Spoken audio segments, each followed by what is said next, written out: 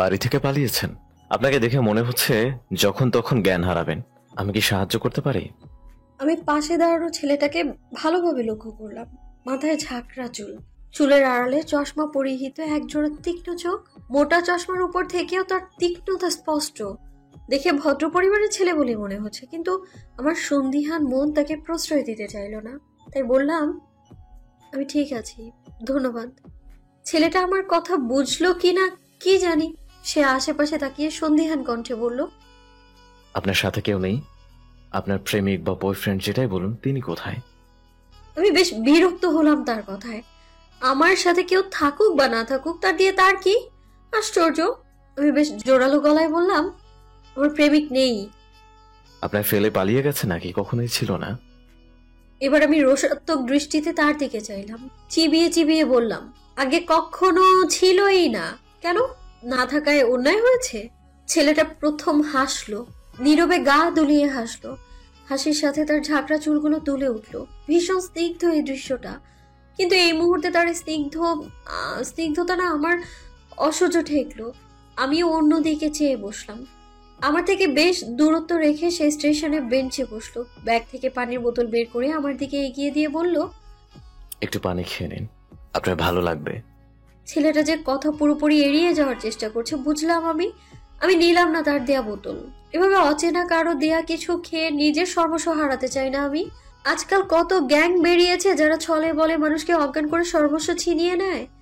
যদিও আমার কাছে তেমন কিছু নেই, কেবল পার্সে 1000 খানেক টাকা আর মোবাইল ছাড়া আর কিছুই নেই, তবু সেই রিস্ক আমি নিতে চাইলাম না। দেখলাম ছেলেটা উঠে স্টেশনের চায়ের দোকানে গেল, 1 কাপ চা খেলো সময় নিয়ে। তার চা খাওয়ার ধরনটাও বেশ সুন্দর। প্রতি চুমুকের পর সে চোখ বুজে তাও উপভোগ করে। বিল পে করার সময় 1 বোতল পানি কিনে ফিরে আসলো সে। আমার সামনে এসে দাঁড়িয়ে ভারী গলায় বলল, এটা দোকান থেকে এনেছি, দেখেছে নিশ্চয়। আমি মোটেও কোনো অজ্ঞান দলের সদস্য নই। আপনার সিক লাগছে তাই সাহায্য করতে চাইছি। যতদূর জানি আমার পাশের সিটটা আপনার। গাড়ি চলতে শুরু করার পর অসুস্থ হয়ে পড়লে আমার যাত্রাপথটা আপনার সেবা করতে করতে কেটে যাবে। সেটা চাচ্ছি না বলে এখন একবারই সাহায্য করলাম। বোতলটা আমার পাশে রেখে চলে যেতে নিয়ে আবারও দাঁড়িয়ে পড়লো সে। পেছন ফিরে বলল, পানিটা খেয়ে নিবেন, আমায় ধন্যবাদ দিতে হবে না। অসুস্থ মেয়ে লোকের ধন্যবাদ আমি পছন্দ করি না। আমি বাকরুদ্ধ হয়ে তাকিয়ে রইলাম। অনুভব করলাম আমার শরীরে হুড়হুড় করে জ্বর বাড়ছে। কথা বলতে ইচ্ছে হচ্ছে না। সকালে না খেয়ে বেরিয়ে পড়েছি। বাড়িতে নিশ্চয়ই এতক্ষণে আমার খোঁজ পড়ে গেছে। তালুকদার বাড়ির মেয়ে বিয়ে থেকে পালিয়েছে, এই সংবাদ যখন মহল্লায় ছড়িয়ে পড়বে তখন কেমন রিয়েক্ট করবে বাবা, এটা ভেবে চিন্তাগ্রস্ত হলাম আমি। বিয়ে শাদী নিয়ে আগ্রহ আমার কোনো কালেই ছিল না। একাকী জীবনের ঝামেলা ঝঞ্ঝাটের শেষ নেই, সেখানে বিয়ে করে আরো ঝামেলা বহন করার মতো সাধ্য তো আমার নেই। আমাদের বাড়িতে পুরনো এক নিয়ম আছে। আমাদের বিশাল জনসংখ্যার বাড়িটিতে কখনো আয়োজন করে বিয়ে হয় না। 2 মাস বসে পাত্র দেখা, তারপর পছন্দ হলে বিয়ে। এই নিয়মের বাইরে ছিলেন আমার দাদু। তার মতে এই অপ্রয়োজনীয় জিনিসে সময় নষ্ট না করে জীবন জীবনের মতো চলুক। কখনো চোখের সুপাত্র বা পাত্রী পেলে টুক করে বিয়ে দেওয়া যাবে। দাদু বেঁচে নেই, তিনি গত হয়েছেন বছর 6 হয়েছে, তবে তার রেখে যাওয়ার রীতি এখনো চলছে। আমার বিয়েটা বাবা হঠাৎ করে 3 দিন আগে ঠিক করেছেন। পাত্র সম্পর্কে তার এক বন্ধুর ছেলে, অতীব গুণ সম্পন্ন। পাত্রকে দেখতেই তার মেয়ের জামাই হিসেবে পছন্দ হয়ে গেল। এমন যোগ্য পাত্র হাতছাড়া করার কথা তিনি একবারও ভাবতে পারলেন না। বাড়িতে এসে সবাইকে ডেকে জানালেন আমার বিয়ের কথা। আমি তো রীতিমতো বাবার কথার উপর কথা বলার নিষেধাজ্ঞা থাকায় কিছু বলতেও পারলাম না। সেদিনই ঠিক করে নিয়েছি পালাবো আমি। আমার এই প্ল্যানে সাহায্য করলেন আমার একমাত্র মামা, তবে তিনিও এখন গা ঢাকা দিয়েছেন। মাস 2-1 মাঝে তার কোনো খোঁজ পাওয়া যাবে না। হয়তো পাহাড় কিংবা সমুদ্রে ঘুরে বেড়াবে সে। বাড়িতে আমাকে খুঁজে না পেলেই সন্দেহের তীর মামার দিকে ছুটবে। বাবা হয়তো মামার সেই 10 বছর আগের ছবি দিয়ে পোস্টার ছাপিয়ে এলাকায় লাগিয়ে দেবেন। এগুলো সামান্য পরিমাণ প্রাইজ মানির কথাও উল্লেখ থাকবে তাতে। বাবা এটা জেনে বুঝেই করেন। টাকার লোভ সব থেকে বড় লোভ। কেউ না কেউ টাকার লোভে ঠিক তাকে বাড়ির মানুষরূপী গাধাটাকে খুঁজে বের করবে বলে বিশ্বাস তার। এবার আসি আমার কথায়। আমি আদ্রিতা আঞ্জুম, অনার্স 2য় বর্ষের ছাত্রী। আমি মূলত ঈদের ছুটিতেই বাড়ি এসেছি। রাজশাহীতে থেকে পড়াশোনা করি আমি। বাবা মায়ের 3য় সন্তান। আমার থেকে বড় 2 ভাই আছে, বড় ভাই আদিব আর মেজ ভাইয়া আকিব। বড় ভাই বিবাহিত, মেজো ভাইয়া বিয়ে থেকে পালাতে বিদেশে আশ্রয় নিয়েছেন। মেজো ভাইয়ার পর আমিও একমাত্র সাহসী ব্যক্তি যিনি বিয়ে থেকে পালিয়েছি। পালিয়ে মামার সাথে ছোটখাটো ট্যুরে যেতে চাইলেও সে চিন্তা আপাতত বাদ দিয়েছি আমি। আমার উদ্দেশ্য এখন রাজশাহী, হোস্টেলে ওঠার চিন্তা আপাতত করছি না আমি। আমাকে খোঁজার জন্য বাবা সর্বপ্রথম আমার হোস্টেলে হানা দিবেন, সে কথা আমার জানা আছে। বর্তমানে আমার যাওয়ার জন্য সেফ জায়গা হচ্ছে রিক্তা আন্টির বাসা। বাবা কখনোই সেখানে আমায় খুঁজতে যাবেন না, এর পেছনে বিশাল এক রহস্য রয়েছে।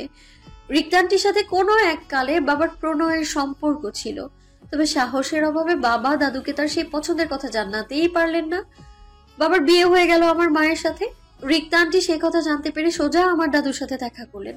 দাদুর সামনেই বাবার গালে কষে থাপ্পড় মেরেছিলেন।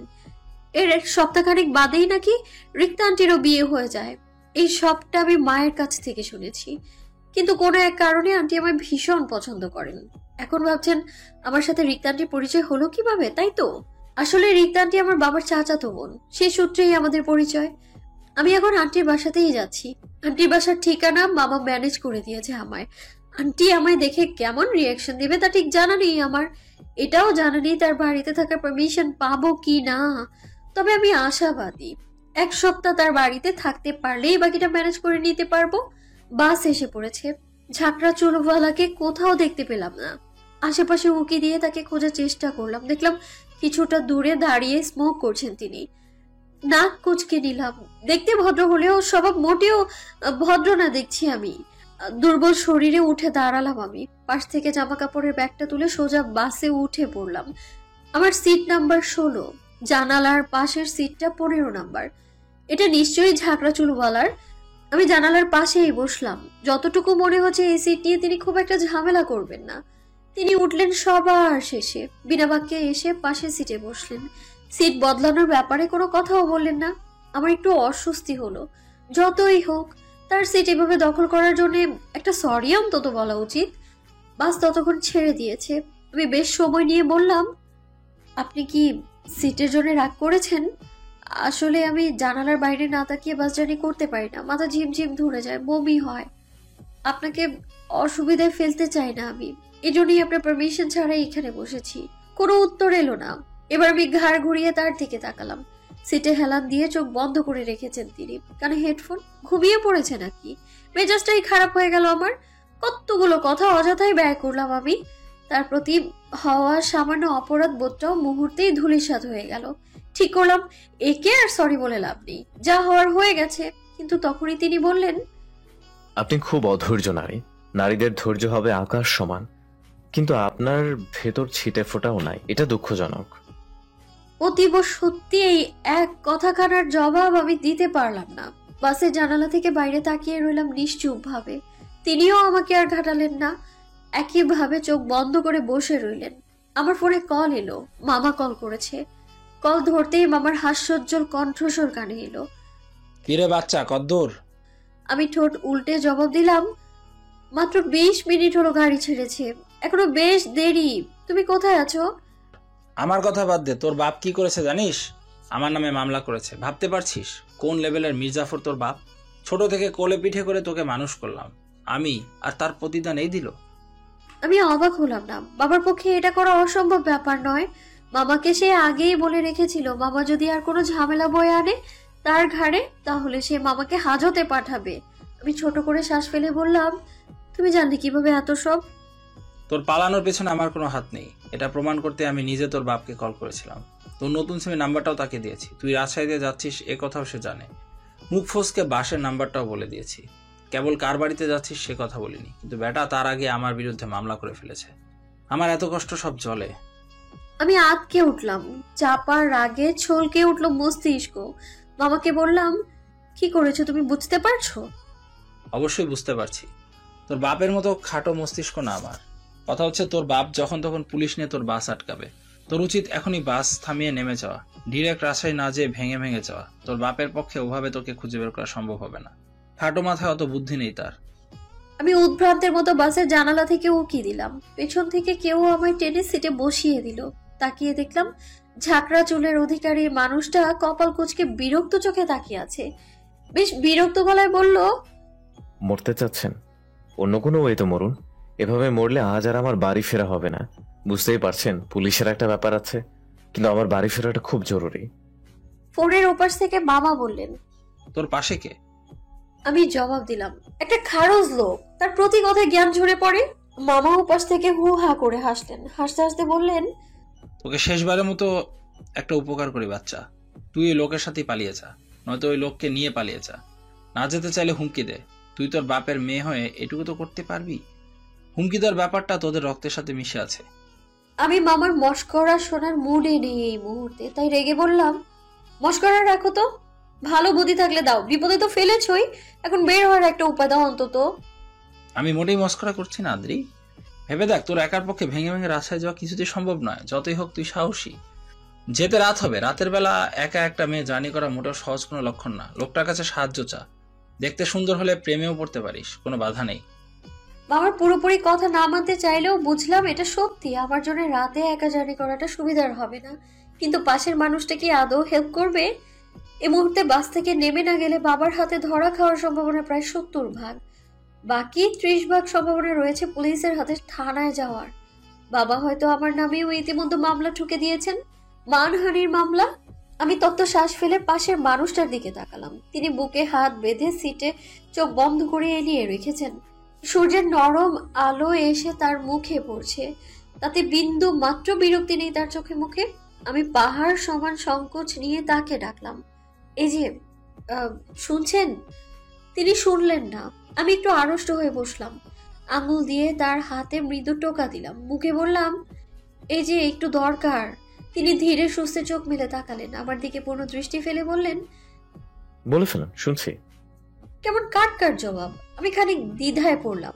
অপরিচিত মানুষটাকে এত করে ভরসা করা কি উচিত হবে? কিন্তু সামনে আসন্ন বিপদের কথা চিন্তা হতে দ্বিতীয়বার না ভেবে বলে ফেললাম, আমায় পালাতে হেল্প করুন প্লিজ। যখন তখন আমার বাবা পুলিশ সহিত এসে বাস থামিয়ে নিবে। তিনি ভ্রু কুঁচকে বললেন, আমি কি করতে পারি? সাহায্য, আমার সাথে চলুন। কিছু মুহূর্ত পূর্বে আপনি আমার দেয়া পানি খেতেও ভয় পাচ্ছিলেন, যতদূর মনে পড়ে। হঠাৎ এই মন পরিবর্তনের কারণ? আমি কিন্তু খারাপ হতেই পারি। আমি জবাব দিতে পারলাম না। আমি তো কেবল তাকে এখনো পুরোপুরি বিশ্বাস করে উঠতে পারছি না। কেবল সাহায্য চাওয়ার মতো মানুষ আশেপাশে নেই, তাই বাধ্য হয়ে তার সাহায্য নিচ্ছি। এই কথা তাকে বলা যাবে না তো। ততক্ষণে সে সিট ছেড়ে উঠে দাঁড়িয়েছে। বাসের হেল্পারকে ডেকে বললেন, মামা, বাস সাইড করো, এমার্জেন্সি, আমাদের এখনই নামতে হবে। পরক্ষণে আমার দিকে তাকিয়ে বলল, বসে আছেন কেন? চলে আসুন। সুন্দরী মেয়েদের আবদার প্রত্যাখ্যান করতে পারি না আমি। বাস সাইড করা হলো। হেল্পার লোকটা অল্প বয়সী, সে এগিয়ে এসে বলল, কেউ মারা গেছে ভাই? আমি তাকালাম আমার প্রতিবেশী সিটের ঝাঁকড়া চুলওয়ালার দিকে। সে বেশ স্বাভাবিকভাবেই বললেন, তার থেকেও ভয়ঙ্কর কিছু। ধন্যবাদ আপনাকে। আমরা নেমে পড়লাম বাস থেকে। দুরু দুরু মন নিয়ে ছোট ছোট পায়ে এগিয়ে চললাম তার পিছু পিছু। আমার ফোনে আবারও কল এলো মামার থেকে। রিসিভ করতেই তিনি বলে উঠলেন, সর্বনাশ হয়েছে, তোর বাপ 12 জন পুলিশ সমেত পরবর্তী স্টপে অপেক্ষা করছেন। কি স্বৈরাচারী বাপ তোর! কোথায় আছিস?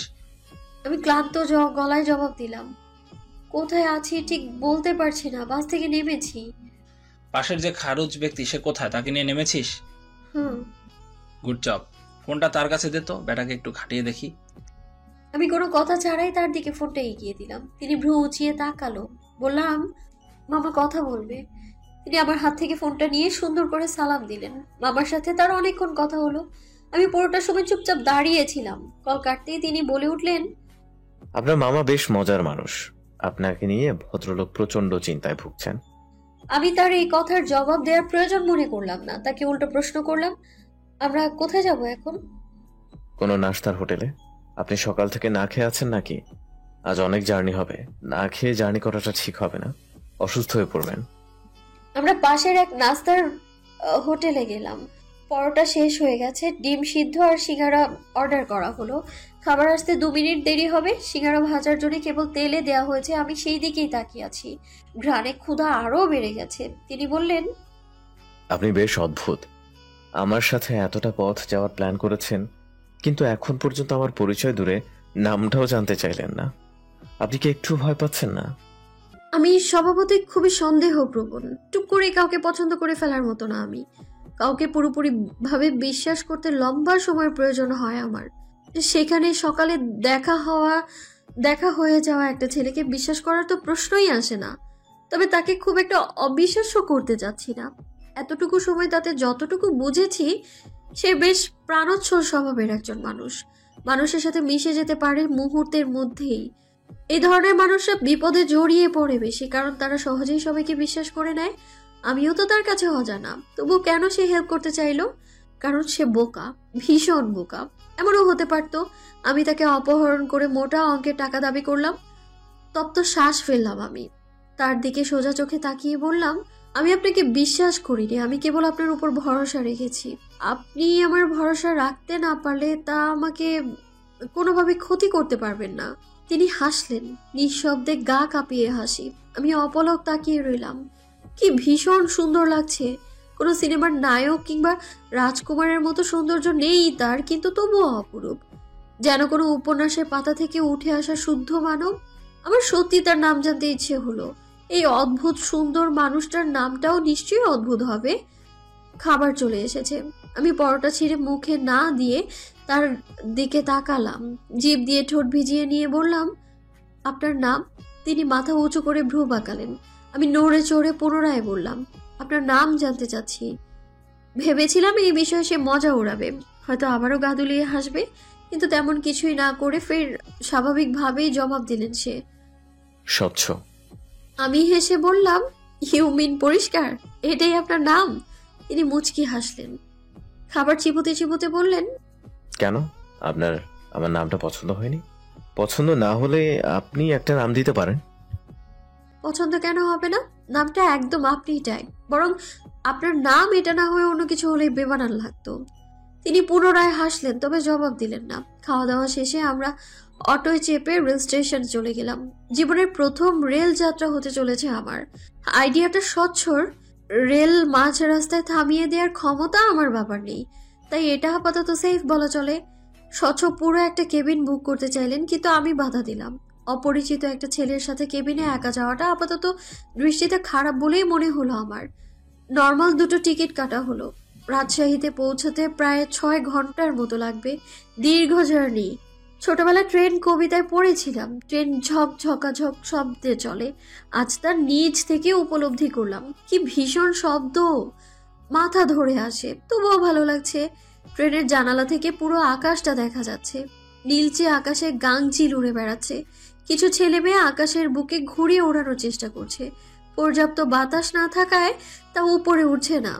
রেল লাইনের পাশ ঘেঁষে বিশাল মাঠ।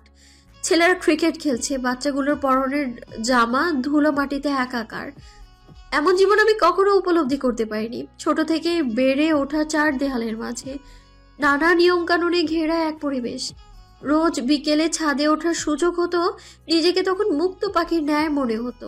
তখন থেকেই আকাশটা ভীষণ প্রিয় হয়ে উঠেছে আমার। এই নীলচে আকাশের প্রতি আমার প্রেম বোধহয় 20 বছর ছাড়ালো। কিছু খাবেন? দুপুরে তো কিছুই খাওয়া হয়নি, ক্ষুধা লেগেছে নিশ্চয়ই। কথাটা আমাকে জিজ্ঞেস করলেও আমি উত্তর দেওয়ার পূর্বে সে ব্যাগ থেকে একটা পাউরুটির প্যাকেট বের করে দিল আমার হাতে। আশেপাশে তাকিয়ে বলল, এখানে চা পাওয়া যায়, ফ্লাস্কে করে বিক্রি করে, খাবেন? এবারও সে আমার উত্তরের অপেক্ষা করলো না, সিট থেকে বের হয়ে চা আনতে চলে গেল। আমি সেই দিকে তাকিয়ে মুচকি হাসলাম। না চাইতেও মানুষটাকে বেশ ভালো লেগে যাচ্ছে।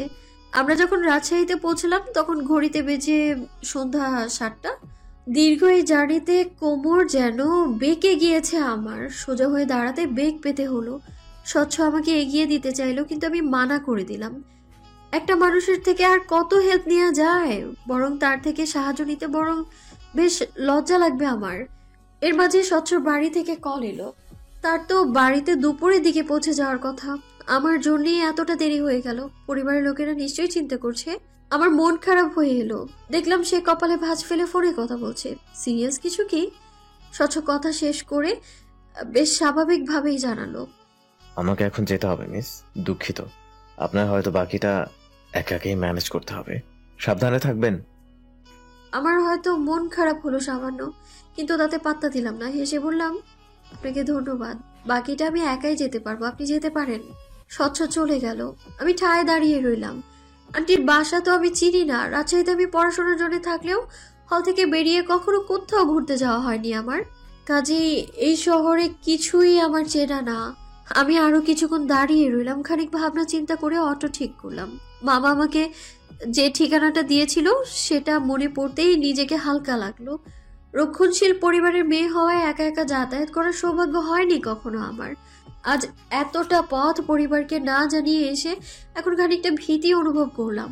একা চলাটা কতটা কঠিন আমার জন্য ভাবতেই বুক শুকিয়ে আসছে আমার। অটো ভাড়া নিল 200 টাকা। এতটুকু পথে এতটা ভাড়া! যে বিল্ডিং এর সামনে অটো থেমেছে তা মূলত 5 তলা বিশিষ্ট। এর 3য় তলায় আন্টি থাকেন, এমনটাই জানিয়েছে মামা। মামার সংবাদ কখনো ভুল হয় না। সত্যিই ভুল হলো না। আন্টি আমায় দেখে ভীষণ অবাক হয়েছেন, সাথে খুশিও হয়েছেন। আমার 1 সপ্তাহ থাকার জায়গা বেড়ে 1 মাসে ঠেকলো। মাঝে মামা কল করেছিল 2 বার, জানিয়েছে বাবা তার উপর থেকে মামলা তুলে নিয়েছে। সেই খুশিতে সে সামনের সপ্তাহে শ্রীমঙ্গল যাচ্ছে। মামা অল্প কিছু টাকাও পাঠিয়েছে আমার হাত খরচের জন্য। এই 1 সপ্তাহ আমি পুরো ঘরে বসেই কাটালাম। আন্টি আমায় এখনো পর্যন্ত এভাবে তার বাসাতে আসার কারণটা জিজ্ঞেস করেননি, বরং আমি আশায় যেন তার উপকারই হয়েছে, সে প্রাণ খুলে গল্প করতে পারে, তার হাতের নতুন নতুন রেসিপি খাইয়ে তার ফিডব্যাক নিতে পারে। আমার সময়ও বেশ ভালোই চলছে এভাবে। এর মাঝে স্বচ্ছ নামক মানুষটাকে ভুলে বসলাম আমি। ভুলে বসলাম তার ঝাঁকড়া চুলের সৌন্দর্যের কথা। চশমার আড়ালে থাকা তীক্ষ্ণ এক জোড়া চোখকে ভুলে বসলাম আমি। এতটা স্বার্থপর আমি। তার সাথে আমার দেখা হলো এক বিকেলে অনাকাঙ্ক্ষিত ভাবে। আন্টি সেদিন অনেক কাপড় কেচেছেন। কাপড় শুকোতে দেওয়া হয়েছে ছাদে।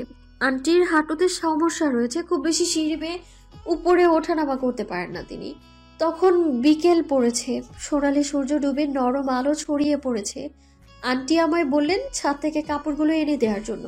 এর পূর্বে আমি কখনোই আন্টিদের ছাদে যাইনি, বাসা থেকে বেরই হয়নি বললে চলে। ছাদটা বেশ সুন্দর আর পরিপাটি, বিভিন্ন ফুল গাছ দিয়ে সাজানো। অর্কিড জাতীয় ফুল সংখ্যা বেশি। যে ব্যক্তির গাছ তিনি বেশ রুচিশীল হবেন। আমি ছাদে দাঁড়িয়ে রইলাম অনেকক্ষণ। সন্ধ্যা ঘনিয়ে আসা পর্যন্ত অপেক্ষা করলাম। যখন দিনের আলো মিলিয়ে যেতে শুরু করলো তখন কাপড় নিয়ে নিচে নামতে যেয়ে আবিষ্কার করলাম স্বচ্ছকে, সেই ঝাঁকড়া চুলার তীক্ষ্ণ এক জোড়া চোখ। আমি স্তব্ধ হলাম, থমকে যাওয়া দৃষ্টিতে তাকালাম, দেখলাম তাকে। এটা ভ্রম নয়, এটা সত্যি। প্রেমে পড়া বারণ, এই উক্তিটি সেই ছোট থেকে শুনে আসছি। আমার বংশের কেউ আজ অব্দি প্রেম নামক শব্দের সাথে পরিচিত হতে পারেনি। প্রেম ধ্বংস বয়ে আনে, এমনটাই বলা হয়েছে আমাদের। ঠিক বুঝতে শেখার পর থেকেই আমাদের এই বিষয়ে শিক্ষা প্রদান করা হয়েছে। আমরা ভাই বোনেরা আজ অব্দি সে কথা মাথায় রেখেই চলেছি। ভুলবশত কখনো কারোর প্রতি আকৃষ্ট হতে দেইনি নিজেদেরকে। এত বছরের সাধনা কি তবে বৃথা হতে গেল? বাদামি বর্ণের এই অগোছালো মানুষটাই তবে দৃষ্টি কেন থমকালো? কেন বুকের ভেতরটা তাকে দেখতে আনন্দজাল বুনতে লাগলো? এর উত্তর নেই আমার কাছে। এই অনুভূতি পুরোটাই নতুন, একটু অদ্ভুত, একটু মিষ্টি। মাথার উপরের আকাশটা ক্রমশ মলিন হতে লাগলো। ঝাঁকে ঝাঁকে পাখি উড়ে যাচ্ছে। বাড়ি ফেরার তারা খুব, তবে আমার মাঝে তেমন কোনো তাড়া নেই। আমি বেশ দাঁড়িয়ে আছি একই স্থানে। এতক্ষণ স্বচ্ছ ছাদের গেটের পাশের দেয়ালে হেলান দিয়ে দাঁড়িয়েছিল, এখন সে সোজা হয়ে হেঁটে আমার সামনে দাঁড়ালো। মুচকি হেসে বলল, পৃথিবী এতটা ছোট তা তো আশা করিনি। আবারও দেখা হয়ে গেল। আমি আমার বিস্ময় ভাব ধরে রাখতে পারলাম না, তাকে প্রশ্ন করে বসলাম, আপনি এখানে কিভাবে? যতদূর জানি এই বাড়িটা আমার বাবার। আমি যেহেতু নিজের বাড়ি এখনো তৈরি করতে পারিনি, তাই এখানে আশ্রয় নিয়েছি। আপনার ব্যাপার কি, এখানে কেন? তার জবাবে হাসলাম আমি। তিনি যদি সহজভাবে বলতেন এটা তাদের বাড়ি, তাহলে বিষয়টা মোটেই এতটা প্রাণোচ্ছল হতো না। আমিও আশ্রয় নিয়েছি 3য় তলায়, ডান পাশের ফ্ল্যাটে। স্বভাব সুলভ হাসলো স্বচ্ছ। সন্ধ্যার মৃদু আলোতেও আমি লক্ষ্য করলাম তার সেই গা কাঁপানো হাসি। আমি অভিভূত হলাম। পলক না ফেলেই অস্ফুট স্বরে বলে উঠলাম, আপনার হাসি সুন্দর, ভীষণ সুন্দর। আপনার নামের মতোই স্বচ্ছ। স্বচ্ছ চমকালো না।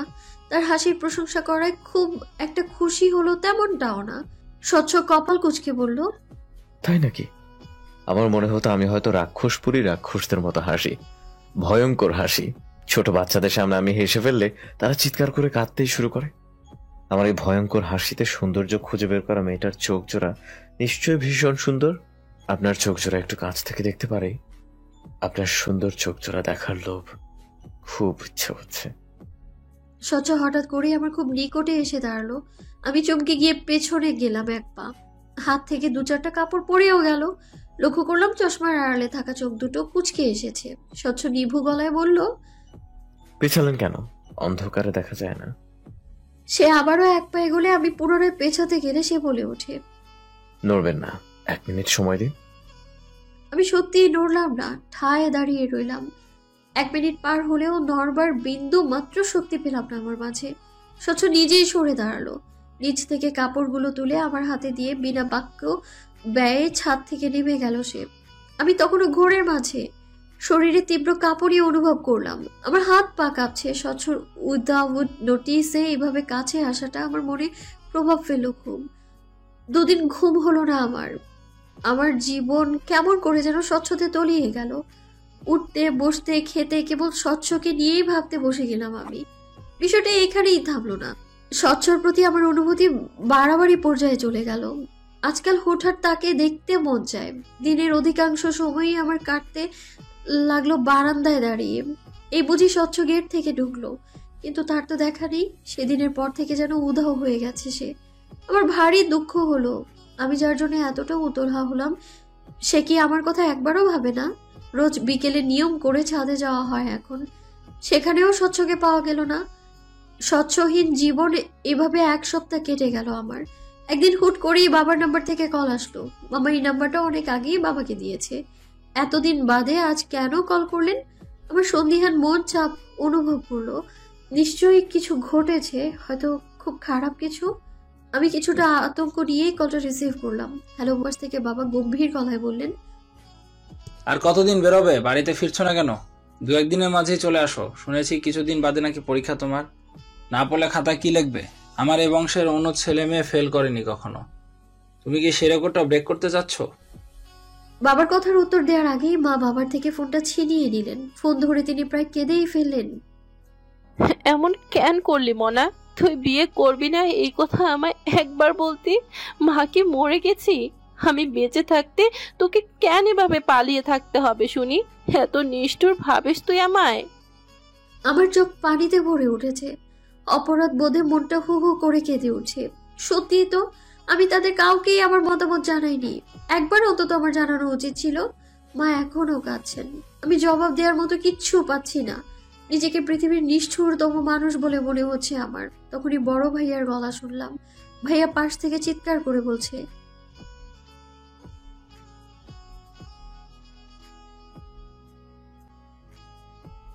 আমি এবারও জবাব দিতে পারলাম না।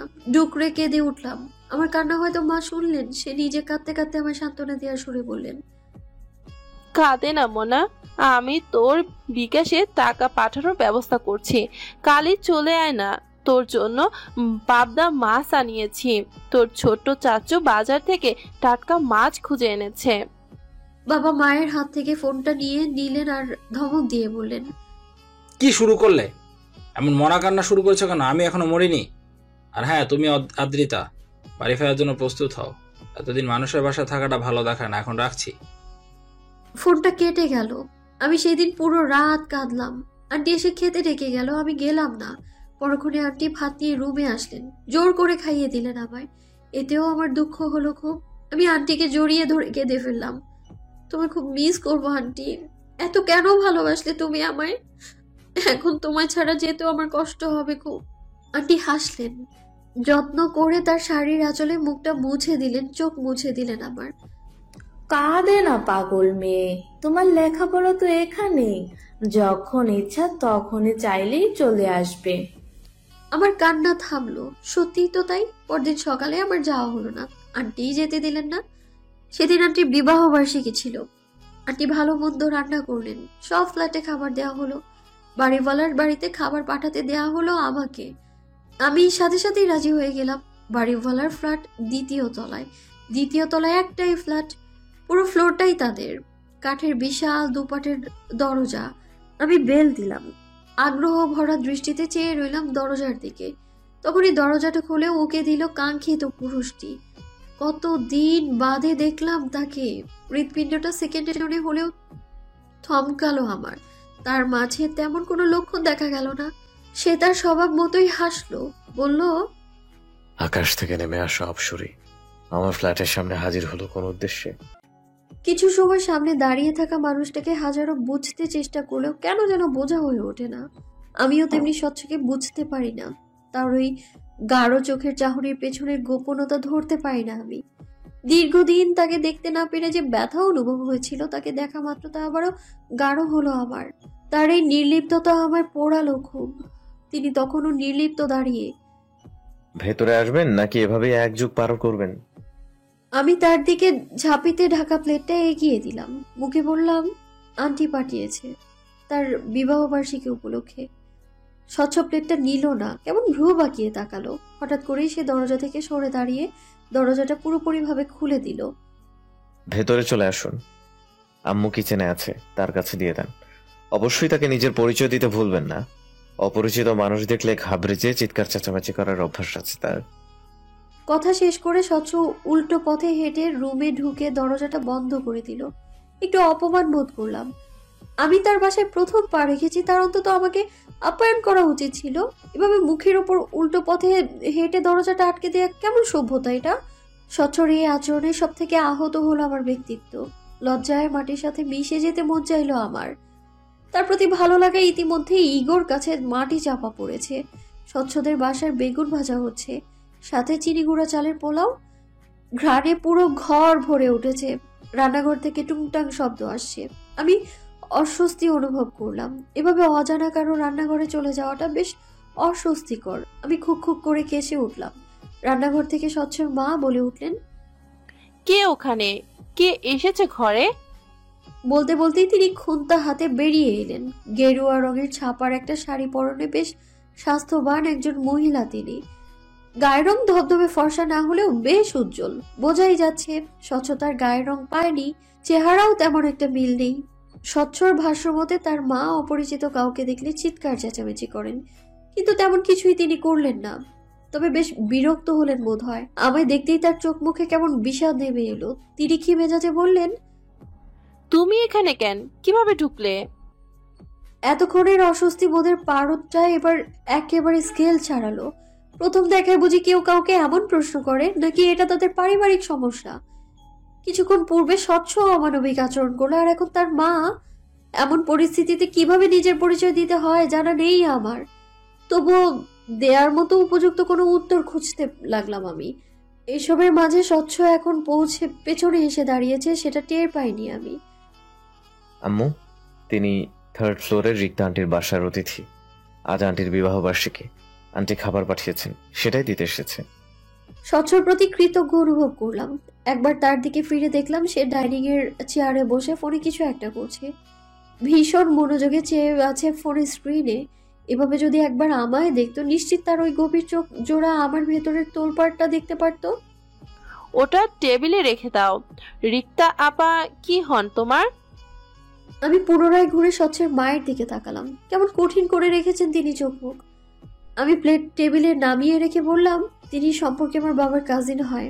আমি আন্টি বলে ডাকি তাকে। আমার কথার পিঠে তিনি আবার আর কিছু বললেন না। দ্রুত পায়ে রান্নাঘরে ঢুকে গেলেন। পোড়া গন্ধ আসছে, বেগুন ভাজা হয়তো পুড়ে গেছে। স্বচ্ছ, অতিথিকে দাঁড় করিয়ে না রেখে সোফায় বসতে দে। এই দুপুরে তো চা দেওয়া যাবে না। আমি শরবত বানাচ্ছি, চিনিটাও শেষ। দোকান থেকে 1 কেজি চিনি আন। তোর বাপটা সকালে বের হলো, আর খোঁজই নেই। বাজার করতে হবে যে, সে চিন্তা আছে তার।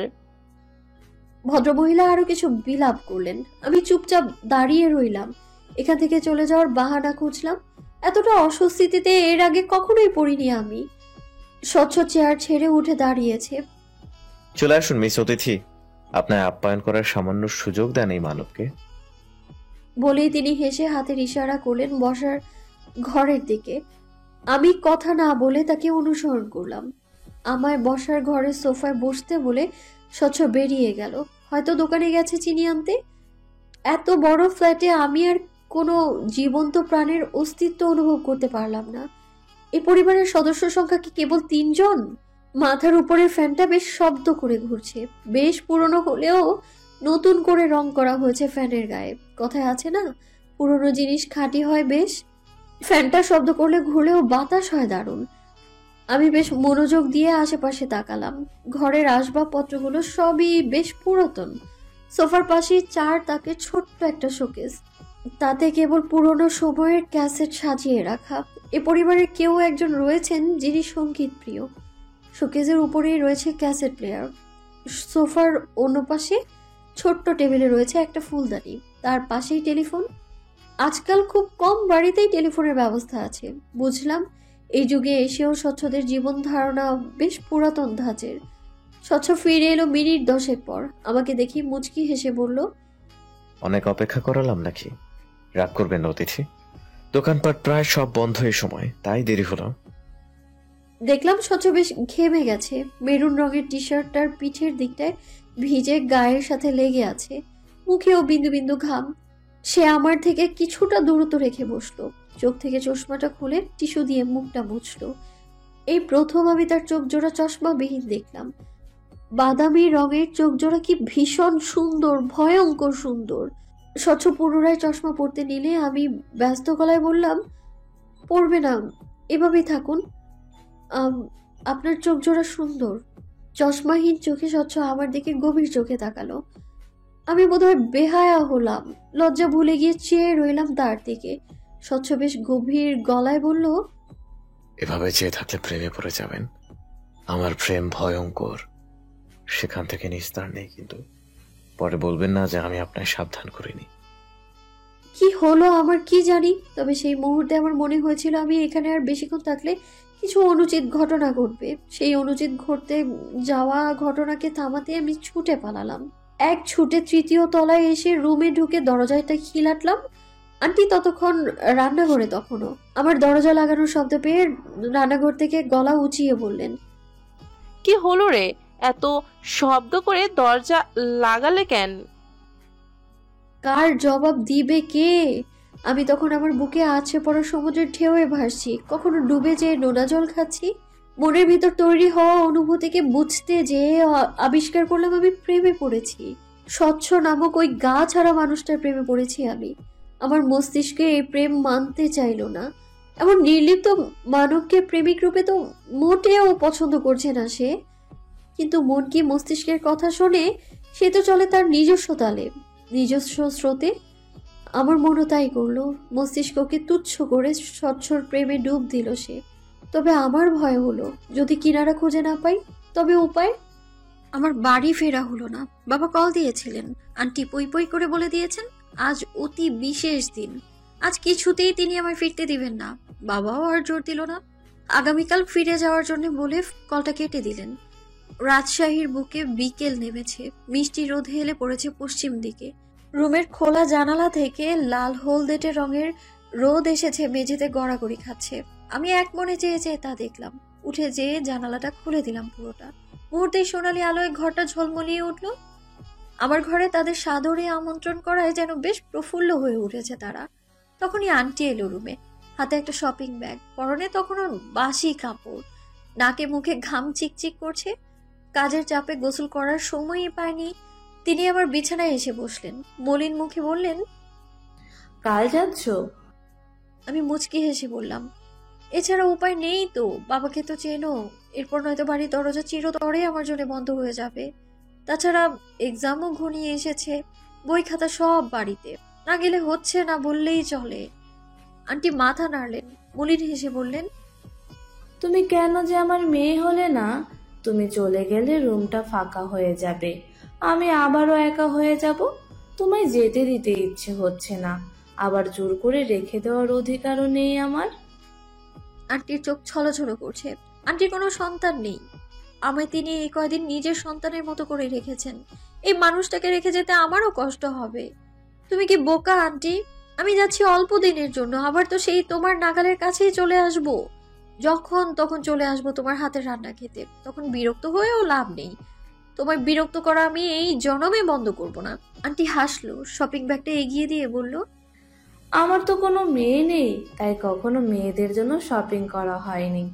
তোমাদের বয়সী ছেলে মেয়েদের পছন্দ অপছন্দ সম্পর্কে অতটাও বুঝি না, তার উপরে বয়স হয়েছে।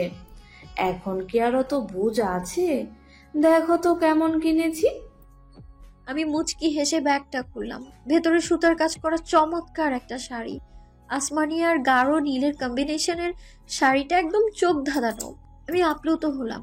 আন্টিকে এক হাতে জড়িয়ে ধরে বললাম, কে বলেছে তুমি বুড়িয়ে গেছো? তোমার চোখটা এখনো পুরীর ঘরেই আটকে আছে।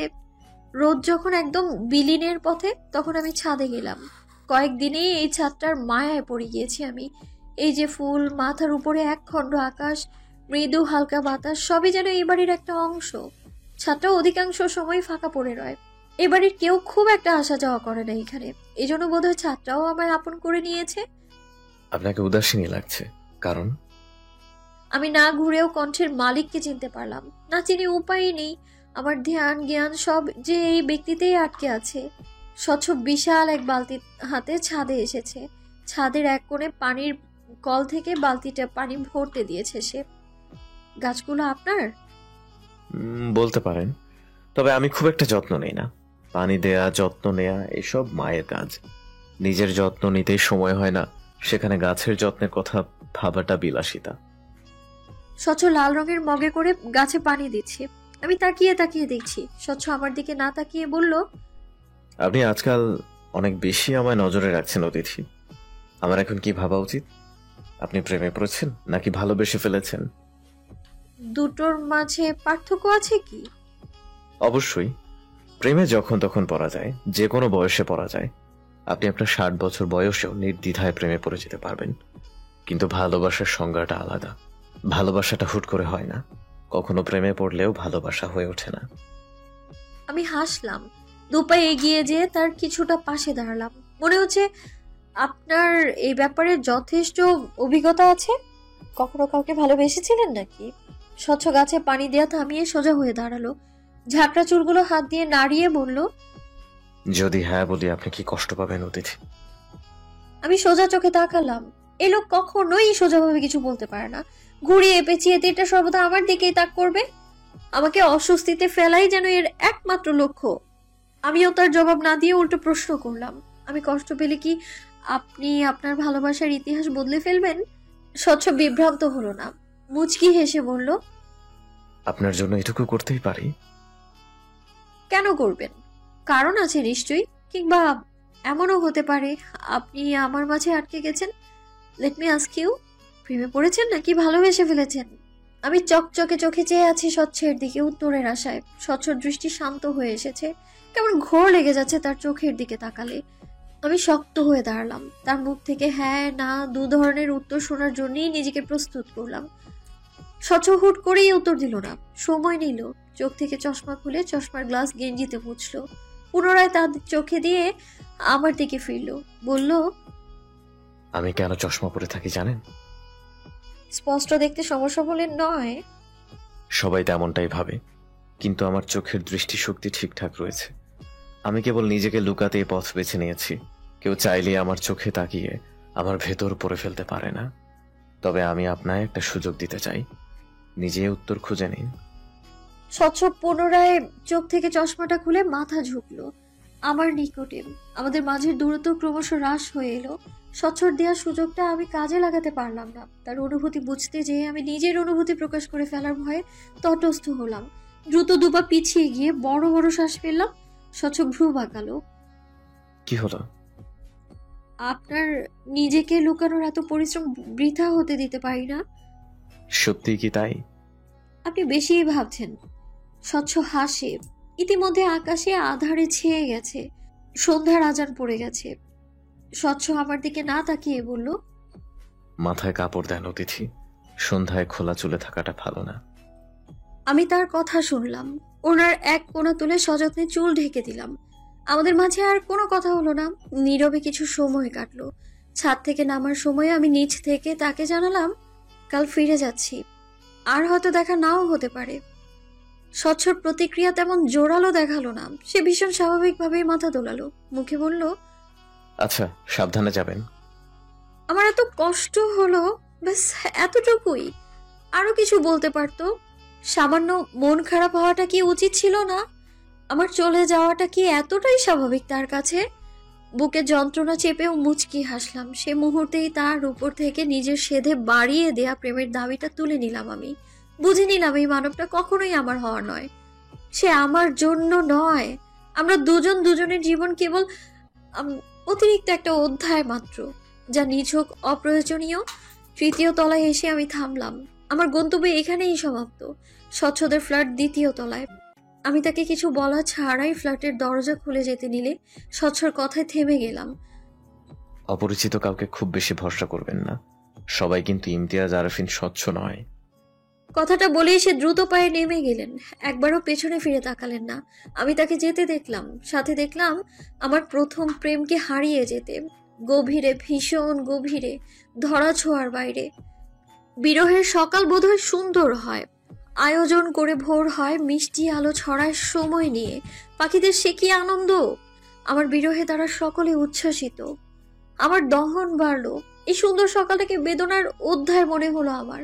আমি এই নৃশংস অনুভূতি থেকে পালাতে সূর্য ওঠার পূর্বেই ফিরে যাওয়ার জন্য মনস্থির করলাম। আন্টি কত করে বলল বেলা হোক একটু, তারপর না হয় যাওয়া যাবে, কিন্তু আমি শুনলাম না। শোনার মতো মানসিকতা নেই আমার। আন্টি হার মানলেন, হয়তো খানিক মন খারাপও করলেন। আমি বুঝেও বুঝতে চাইলাম না। আমার ভেতরে যে অনল বইছে তা বয়ে নেওয়াটা আর সম্ভব হচ্ছে না। আঙ্কেল আমাকে স্ট্যান্ড পর্যন্ত পৌঁছে দিতে চাইলেন, আন্টি বাধা দিলেন। তিনি নিজেই আমার সাথে স্ট্যান্ড পর্যন্ত এলেন। তখন সকাল প্রায় 8টা। শহরের রাস্তায় ততক্ষণে মানুষের আনাগোনা বাড়ছে। আকাশ চিরে সূর্যের মিষ্টি আলো নামতে শুরু করেছে। আমার বাস ঠিক 9টায়। এই 1 ঘন্টা আন্টি আমার সাথে বসে রইলেন, কোনো কথা বললেন না। ঠিক বাসে ওঠার আগ মুহূর্তে বললেন, তুমি বুদ্ধিমতী মেয়ে আদ্রি, আবেগ দিয়ে কখনো কোনো পরিস্থিতি নিয়ন্ত্রণে আনতে পারবে না, তাই বিবেক দিয়ে ভাবার চেষ্টা করবে। বোকা সিদ্ধান্ত নিবে না কখনো। একটা ভুল সিদ্ধান্ত আমাদের জীবনের চলার পথ বদলে দেয়। আশা করি আমার এই কথাগুলো স্মরণে রাখবে। আন্টির কথা তখন না বুঝলেও বুঝলাম 2 দিন পর। সেদিন আমাদের বাড়িতে অতিথি আসার কথা। ছোট চাচির বাবার বাড়ির লোকজন আসবে। ছোট চাচা বিয়ে করেছেন, মাস 3 হবে। এবারই প্রথম তার শ্বশুর বাড়ির লোকজন এই বাড়িতে আসতে চলেছে। নিজেদের খানদানি বংশের পরিচয় তুলে ধরতে বিশাল আয়োজন করে রান্নার আয়োজন হয়েছে, বাবুর্চি আনা হয়েছে। সকাল থেকেই বাজার থেকে বড় একটা খাসি কিনে এনেছে বাবা। বাড়ির হেসেলেও রান্না হচ্ছে, পায়েস, সেমাই, জর্দা, ভাত। আশেপাশের 2-4 বাড়ি পর্যন্ত গ্রানে ম করছে। সূর্য ওঠার আগে এ বাড়িতে হাড়ির টুংটাং শব্দ শুরু হয়ে গিয়েছে। আমার ঘুম ভাঙলো সবার হুড়োহুড়ির শব্দে। আমার ঘরটা দোতলার শেষ প্রান্তে। এই বাড়ির সকল ছেলে মেয়েদের ঘর দোতলায়, নিচ তলায় বাড়ির মুরব্বীদের ঘর, অর্থাৎ বাবা, মা, চাচা, মামা, তাদের। কাজের লোকেদের জন্যও নিচ তলাতেই থাকার ব্যবস্থা করা হয়েছে। আমরা মোট ভাই বোন 12 জন। আবার বাবারা 4 ভাই, ফুপু আছেন 2 জন। তবে কোনো এক কারণে তাদের সাথে ভালো সম্পর্ক নেই। কেন নেই তা জানার বিন্দু আগ্রহ আমার মাঝে নেই। নিজের সাথে এই বাড়ির সম্পর্কেরই টানাপোড়েন চলছে, সেখানে অন্যটা ভাবার সময় কই আমার। আমার ঘুম ভাঙলো ঠিক 8টায়। রাতে ঘুমিয়েছিলাম 4টা নাগাদ, অর্থাৎ মাত্র 4 ঘন্টা। মাথা ভার অনুভব করলাম। বাহির থেকে স্বামীর কণ্ঠ শোনা যাচ্ছে। সে চিৎকার করে কেউ একজনকে বলছে, বেটা যা বলি তাই কর, এত বুঝিস কেন? বাড়ির পেছনে মেজো চাচা জানাচ্ছেন, তার কাছে দিয়ে আমি চোখ খিচে বন্ধ করে নিলাম। ব্যর্থ চেষ্টা করলাম আরো কিছুটা সময় ঘুমানোর। তখনই সাবিনা হুড়মুড়িয়ে আমার রুমে ঢুকলো। আমি কপালে ভাঁজ ফেলে তাকাতেই ও শুকনো হেসে বলল, আপা তোমার কাছে হেয়ার ড্রায়ার আছে? আমারটা নষ্ট হয়ে গেছে। 9টায় ক্লাস আছে, চুল না শুকিয়ে বের হতে দেবে না আম্মা। এ বাড়ির কেজি খানেক নিয়মের মাঝে অন্যতম নিয়ম হলো ভেজা চুলে বাইরে না যাওয়া। এর কোনো যুক্তিসঙ্গত কারণ নেই, তবুও নিয়মের তালিকাভুক্ত করা হয়েছে। উঠে বসলাম আমি। এ পরিবেশে আর যাই হোক ঘুমানো সম্ভব না। হাত উঁচু করে ড্রেসিং টেবিলের ড্রয়ারে ইশারা করে বললাম, ওখানে রাখা আছে, যাওয়ার আগে সুন্দর করে জায়গার জিনিস জায়গায় রেখে যাবি। সাবিনার চোখ মুখ জল জল করে উঠল। ব্যস্ত পায়ে ড্রয়ার থেকে নিয়ে বের হয়ে যেতে নিলেই আমি ওকে পেছন থেকে রাখলাম। বাড়িতে এত হুড়োহুড়ি কিসের রে? কারো বিয়ে টিয়ে নাকি? ছোট চাচা জানের শ্বশুর বাড়ির লোকজন আসবে শুনলাম, এই প্রথম আসছে কিনা তারা? আমি মাথা ঝুলালাম একটু, মুখে বললাম, যা এখন দরজা চাপিয়ে দিবি। আমি আবারও চিত হয়ে শুয়ে পড়লাম। সাবিনা চলে গেল, কিন্তু দরজাটা চাপালো না। আমি ফুস করে নিঃশ্বাস ছাড়লাম। এসব অদ্ভুত প্রাণীদের মাঝে আমি কিভাবে ফেসে গেলাম? আমার মতো স্বাভাবিক মানুষের জন্ম হওয়া উচিত ছিল একটা স্বাভাবিক ঘরে। এত অবিচার কিভাবে হলো আমার সাথে? রুমের জানালাটা বন্ধ, অন্ধকার হয়ে আছে চারপাশ। বাইরের আলো অল্প স্বল্প প্রবেশ করছে বারান্দা ভেজানো দরজার ফাঁক থেকে। উঠে যে জানালাটা খুলতে ইচ্ছে করছে না। ইস, সাবিনাকে বললেই হতো জানালাটা খুলে দিতে। ঘন্টা খানেক পর নিচে নামলাম। মিজান চাচা বালতি হাতে দৌড়াদৌড়ি করছেন। বাড়িঘর ঘষা মাজা করা হচ্ছে, বুয়া পান বানাচ্ছে, হয়তো বাবুর্চিদের জন্য। দেখলাম ভাবি টেবিলে খাবার দিচ্ছে। আমি চেয়ার টেনে বসতে বসতে বললাম, সে কি, এখনো কেউ নাস্তা করেনি? ভাবি প্লেটে লুচি তুলে দিয়ে বললেন, 2 টেবিলের নাস্তা শেষ হয়েছে, এটা 3য় টেবিল। তুমি, মা আর বড় চাচিমা বাকি আছো, বাকি সবাই খেয়ে নিয়েছে। আমি তো বাপু লুচি ভাজতে ভাজতেই খেয়ে নিয়েছি, নয়তো ঘ্রাণে পরে আর খাওয়ার রুচিই থাকে না। আমি ছোলা ডাল দিয়ে লুচি মুখে পুরে নিয়ে বললাম, আমায় 1 কাপ চা করে দিবে, মাথাটা যা ধরেছে না। এখন হবে না গো, চুলা ফাঁকা নেই, 1 ঘন্টা পরে খেও। আমার ঘরে বাম আছে, লাগাবে, বেশ কাজ করে। তোমার ভাই ইন্ডিয়া গেলে যখন, তখন আনলো। আমি 3টা লুচি খেয়ে উঠে গেলাম। রান্নাঘরের দিকে যেতে যেতে বললাম, ওসব মালিশ করে লাভ নেই, আমার অসহ্য লাগে, 1 কাপ চা যথেষ্ট আমার জন্য। রান্নাঘরে সত্যিই চুলা ফাঁকা নেই। মা পায়েসের জন্য দুধ জাল দিচ্ছে, বড় চাচিমা জর্দা ভাত রান্না করছে, অন্য চুলায় গরম তেলে লুচি করা হচ্ছে। আমি চোখ ছোট ছোট করে বললাম, এত লুচি দিয়ে কি হবে, সবার খাওয়া তো শেষ নাকি? সেজমা আঁচলে মুখ মুছে জবাব দিলেন, ঘরের লোকদের খাওয়া শেষ, বাইরে যারা কাজ করছেন তাদের জন্য এগুলো। তোর বাপ চাচাদের ঢং দেখলে বাঁচে না। কাজ করতে আসা লোকদেরও তাদের গরম গরম লুচি খাওয়াতে হবে। বলি তারা কেন হেসে হেসে লুচি বানাচ্ছে না? এত লোকের নাস্তা বানিয়ে সেজমা ক্লান্ত, তাই এখন সে সব কথায় বাপ চাচাদের সাবান ছাড়াই ধুয়ে দেবেন। আমি আর আগুনে ঘি ঢাললাম না, মায়ের গা ঘেঁষে বসলাম। মা ঘেমে চুপচুপে অবস্থা, যদিও টেবিল ফ্যান চলছে, কিন্তু গরম কমার নাম নেই। অনুভব করলাম মায়ের ঘামের গন্ধ আমার বিরক্ত লাগছে না, এই ঘামের গন্ধটাও কেমন আপন, একটু বেশিই আপন। কি হয়েছে, এই গরমে বসে আছিস কেন?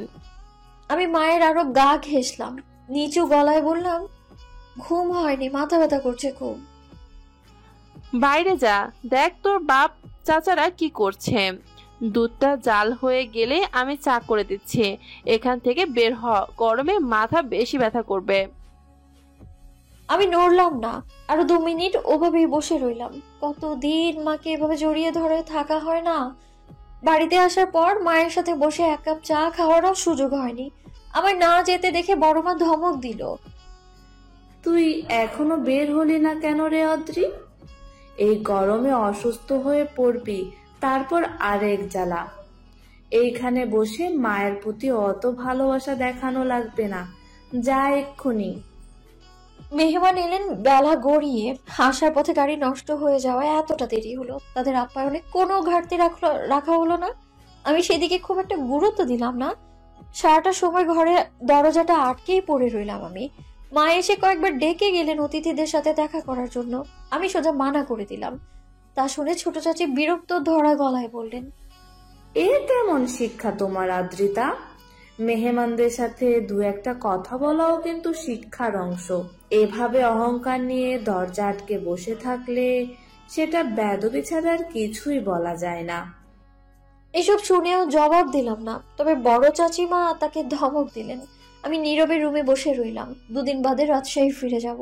এখন বাড়িতে ঝামেলা করার ন্যূনতম ইচ্ছে নেই আমার। এই 2 দিন শান্তিতে কাটাতে চাই। রাজশাহী আমার প্রেমের শহর, আমার বিরহের শহর, যত্নে গড়া আবেগকে শূন্য হতে দেখার শহর আমার। আবার যখন ও শহরে পা রাখবো, তখন কি তার সাথে দেখা হবে? দেখা হবে কি তার সেই ঝাঁকড়া চুল আর গা কাঁপানো হাসি? আমার হৃদয় মুচড়ে ওঠে। স্বল্প সময়ে ভালোবেসে ফেলা পুরুষটির জন্য হৃদয় কেঁদে ওঠে আমার, দুর্বল করে দেয় আমায়। আমি কিভাবে একই শহরে তাকে অনুভব করে টিকে থাকবো? আমার চোখ থেকে জল গড়ায়, গলা গাল ভিজে যায় আমার। কেবল আমার হৃদয়টা শুকিয়ে জলের জন্য ছটফট করতে থাকে। আমার প্রেম। আমাদের বাড়ির দক্ষিণে শান বাঁধানো ছোট্ট একটা পুকুর আছে। এই জায়গায় আগে ছোট একটা সবজি বাগান ছিল। বাবার একটা পুকুর করার শখ ছিল খুব। সবজি বাগান করা হলো ছাদে, আর এখানে পুকুর হওয়ার পর থেকে সে কখনোই বাড়ির ওয়াশরুমে গোসল করেনি। সকালের পত্রিকাটাও তিনি পুকুর পাড়ে বসে পড়েন। আমার রুমের জানালা থেকে পুকুরটা দেখা যায়, স্পষ্ট না হলেও থলথলে বেরঙা জলটা নজরে আসে। বিকেলে আমি ঘর ছেড়ে বের হই। সিঁড়ি বেয়ে নামতেই দেখি সাবিনা বসার ঘরে টিভি দেখছে। আমি যেয়ে ওর পাশে বসলাম। কাউকে দেখছি না যে, মেহমান চলে গেছে। চাচির বাপের বাড়ির সকলে চলে গেছে। চাচি আর ছোট চাচা যান গেছেন তাদের বাড়ি পর্যন্ত তুলে দিতে। মা রান্নাঘরে, আর কিছু আপাতত জানি না। আমি ছোট্ট করে শ্বাস ফেললাম, বললাম, তোর পড়াশোনা কেমন চলছে? সাবিনা ছোট করে জবাব দিল, খারাপ না। হাত খরচ লাগলে বলিস আমায়। আতিফ ভাইয়ের মাসের শুরুতেই 2000 দেন, তাতেই চলে। তুমি কিভাবে চলো? ভাই বলল তুমি নাকি তার থেকে হাত খরচ নাও না। আমি হাসলাম, বললাম, টিউশন করি একটা, ও দিয়ে চলে যায়। সাবিনা বিজ্ঞদের মতো মাথা ঝাঁকালো, পুনরায় টিভি দেখায় মনোযোগ দিল। আমি উঠে পড়লাম, বাড়ি থেকে বের হয়ে পুকুর পাড়ের দিকে পা বাড়ালাম। এখানে আসা হয় না আমার তেমন। বিকেলের সূর্যের রঙের রাঙা আলো পুকুরের জলে পড়ায় জল কেমন চিকচিক করছে। কি সুন্দর দৃশ্য! আমার চোখ থমকালো, থেমে গেল পা চোরা। প্রকৃতির এই সুন্দর দৃশ্যকে পূর্ণতা দিতেই বোধহয় পুকুরের সিঁড়িতে 3/4 প্যান্ট আর লালচে গেঞ্জি পরিহিত ঝাঁকড়া চুলওয়ালা পুরুষের আবির্ভাব। কিন্তু সে কিভাবে এখানে? প্রশ্নে জর্জরিত হৃদয়ে উত্তর না খুঁজে সেই দিকেই ছুটে গেল। তার পেছনে গিয়ে দাঁড়াতেই সে বলে উঠল, আবারও দেখা হয়ে গেল মিস অতিথি। না, ভুল বললাম বোধহয়। আজ আমি আপনার অতিথি। বলেই সে হাসলো, সেই গা কাঁপানো হাসি। আমি 2 সিঁড়ি নেমে এসে তার থেকে সামান্য দূরত্ব রেখে বসলাম। বিকেলের লালচে আলোর লালচে কিরণের স্বচ্ছকে সুন্দর লাগছে। শ্যামা পুরুষদের রোদের কিরণে এতটা সুন্দর লাগে আগে জানা ছিল না তো আমার। আমি আমার ভেতরে অস্থিরতা অনুভব করলাম, তবে তা চেপে রাখলাম। পুকুরের জলে চোখ রেখে প্রশ্ন করলাম, আপনি আমাদের আত্মীয়? মনে তো হচ্ছে সেটাই। আপনাকে আগে কখনো দেখিনি কেন? সুযোগ দেননি, আবার হয়তো আমাদের ভাগ্যে ছিল না তাই। আপনি সোজাভাবে কথা বলতে কবে শিখবেন? সে জবাব দেয় না, উদাস চোখে তাকিয়ে থাকে সামনে। হাসি মুখটা কেমন মলিন হয়ে এসেছে। আমি চোখ ছোট করে তাকাই, কিছু বলতে নিব, তার পূর্বেই সে ভীষণ হতাশ গলায় শুধায়, কেন পালালেন আদ্রিতা? সেদিন অমর না হলে হয়তো আমাদের জীবনটা ভিন্ন হতো, সবকিছু এতটা জটিল হতো না। চমকে তাকাই আমি। এই প্রথম স্বচ্ছর কঠিন কথাটা আমার বুঝতে সময় লাগলো না। মস্তিষ্কের সাথে সাথে শরীরটাও কেমন অবশ হয়ে আসতে চাইলো আমার। স্বচ্ছ শুকনো হাসলো, উঠে যেতে যেতে বলল, সন্ধ্যার পূর্বে বাড়িতে ফিরে যাবেন। যুবতী মেয়েদের সন্ধ্যা এভাবে পুকুর পাড়ে থাকাটা ঠিক না। আমি জবাব দেইনি, স্বচ্ছকে আটকাইনি আমি। তার কাছে আর কিছু জানতেও চাইনি। মনে মনে কেবল একটা কথাই জপে গেলাম, পাপ করেছি, ভীষণ বড় পাপ করে ফেলেছি। এর প্রায়শ্চিত্ত করবো কি করে আমি? বাড়িতে ঢুকে বসার ঘরে স্বচ্ছকে দেখতে পেলাম না। মন কেমন করে ওঠে, চলে গেল বুঝি? সাবিনা তখন টিভি দেখছে। আমি ওকে বললাম, স্বচ্ছকে দেখেছিস? ও কেমন করে তাকালো, চোখ উল্টে বলল, কে সেটা? আমি বিরক্ত হলাম। এই মেয়েটা টিভির সামনে বসলে না দিন দুনিয়ার হিসাব সব ভুলে যায়। ওর সামনে থেকে গোটা বাড়িটা চুরি করে নিয়ে গেলেও না সে টের পাবে না। সেখানে একটা মানুষকে টের পাওয়া তো দুষ্কর ব্যাপার স্যাপার। আমি কথা পাল্টে বললাম, বাড়িতে আর কারা এসেছে? চাচা যান তার কোনো বন্ধুদের দাওয়াত দিয়েছেন নাকি? পারিবারিকভাবে কিছু ভুল বোঝাবুঝি হয়েছিল নাকি তাদের মধ্যে? আমার আর বুঝতে বাকি রইল না কিছুটি। অসহায় লাগলো নিজেকে। স্বচ্ছদের বাড়িতে স্বচ্ছর মায়ের আমার আচরণের কারণটাও বোধগম্য হলো। এমন একটা কাজ করার পর আমাকে আর অপছন্দ হওয়াটাই তো স্বাভাবিক তার। আর স্বচ্ছ, সেও কি আমায় খুব বেশি অপছন্দ করে? আমার চোখ জ্বলতে শুরু করলো, কান্না পাচ্ছে খুব। সেদিনের হুট করে নেওয়া সিদ্ধান্তের জন্য আজ কতটা ভুগতে হচ্ছে। স্বচ্ছর সাথে আমার পুনরায় দেখা হলো সন্ধ্যায়। পুরোটা বিকেল সে কোথায় ছিল জানা নেই আমার। বসার ঘরে সকলকে সন্ধ্যার নাস্তার জন্য ডাকা হয়েছে। কোনো সময় আমি সবার আগে চলে এলেও আজ এলাম সবার শেষে। স্বচ্ছ আর তার মায়ের সামনাসামনি হতে অস্বস্তি থেকে ভয় হচ্ছে খুব। অনুভব করলাম আর আমার হাত পা কাঁপছে, চোখের পাতাও তীর করে কাঁপছে। আমি ভয় পাচ্ছি, স্বচ্ছকে পুরোপুরি ভাবে হারিয়ে ফেলার ভয়, নিজের ছোট্ট বোকামোর নিষ্ঠুর পরিণতির ভয়। আমি এসে বসার ঘরের দরজার সামনে চুপটি করে দাঁড়ালাম। আশ্চর্যজনক ভাবে আমি আমার পরিবারের লোকদের চোখের দিকে তাকাতেও ভয় পাচ্ছি। অপরাধ বোধ হচ্ছে খুব। বাবাকে হেনস্থ হতে হয়েছে ভাবতেই বুকটা ভারী হয়ে আসছে আমার। এতটা নিষ্ঠুর কিভাবে হলাম আমি? স্বচ্ছর সাথে আমার বিয়েটা ঠিক হয় হঠাৎ করেই, কোনো প্রকার দেখাশোনা ছাড়া। স্বচ্ছর বাবার সাথে আমার বাবার বেশ পুরনো দিনের সম্পর্ক, কোনো এক কালে কাঁধে কাঁধ মিলিয়ে চললেও দুজনের মাঝে দেখা সাক্ষাৎ নেই বহু বছর।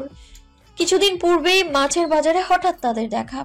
স্বচ্ছর ফুপুর বাড়ি কাছেই, পাশেই।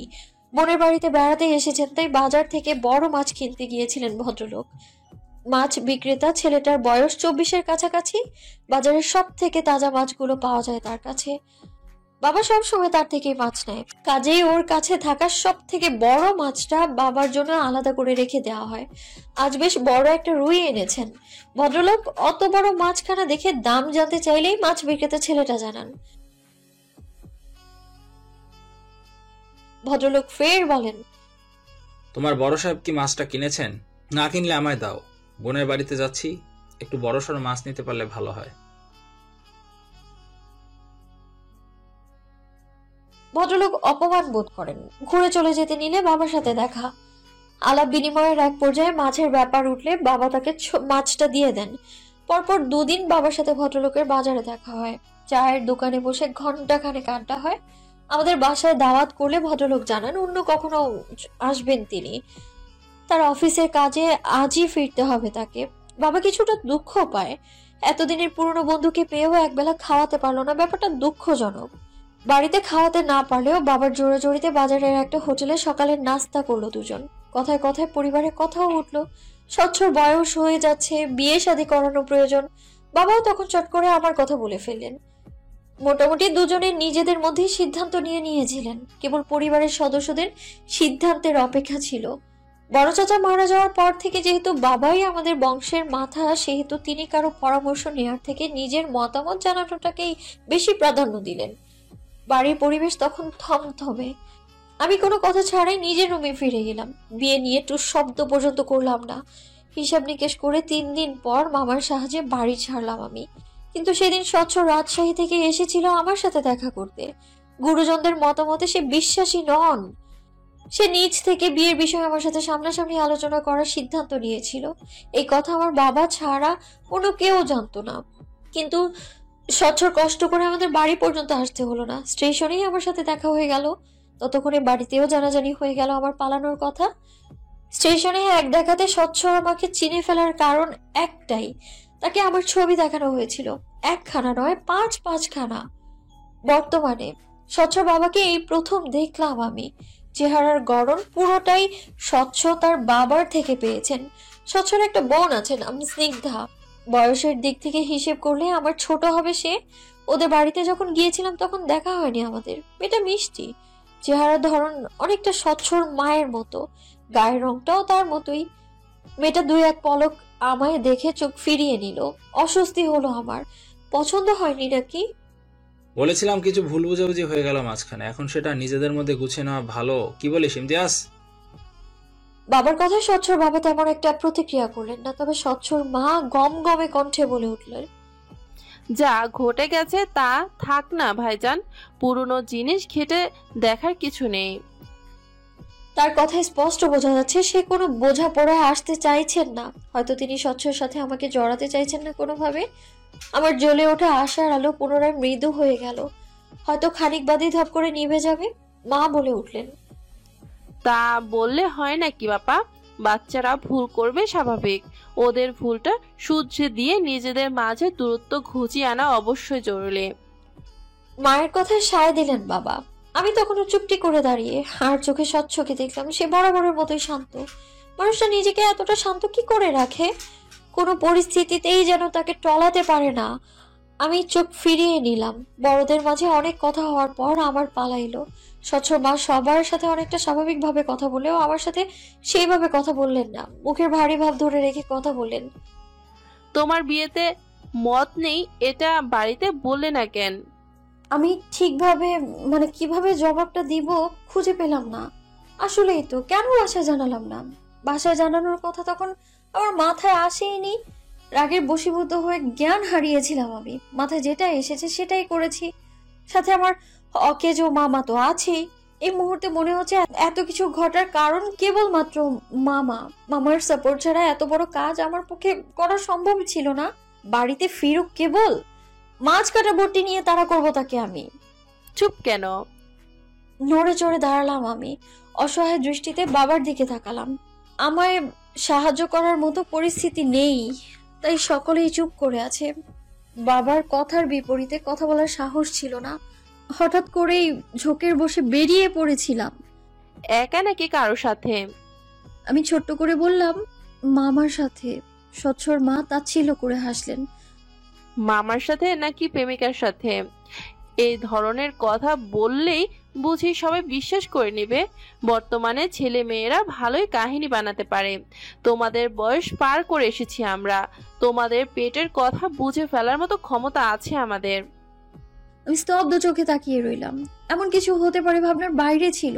দেখলাম বাবা, মা, ভাইয়া তারাও অনেকটা স্তব্ধ হয়ে গিয়েছে।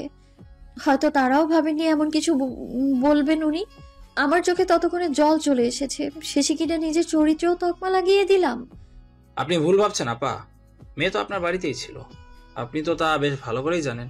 তাছাড়া রাজশাহী পর্যন্ত তো আদ্রিতা স্বচ্ছ বাবার সাথেই ছিল, হয়তো আদ্রিতা স্বচ্ছকে চিন্ত নাই আর কি। বাবার কথায় স্বচ্ছর মা পুনরায় বললেন, আজকাল তো এমন ঘটনা অহরহ ঘটছে ভাইজান।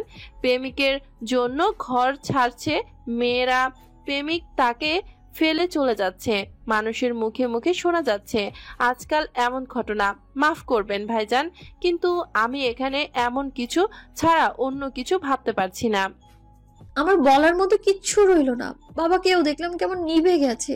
হয়তো তিনিও জোর দিয়ে কিছু বলতে পারছে না। এই প্রথম আমি বাবাকে হেরে যেতে দেখলাম। আমি তাকে হারিয়ে দিয়েছি পরিবারের কাছে, আত্মীয়দের কাছে এবং গোটা সমাজের কাছে। আমি সব সময় চাইতাম বাবাকে হারাতে, কিন্তু আজ বাবার এই হেরে যাওয়া আমায় বিধ্বস্ত করে তুলছে, ভেঙে গুড়িয়ে দিচ্ছে।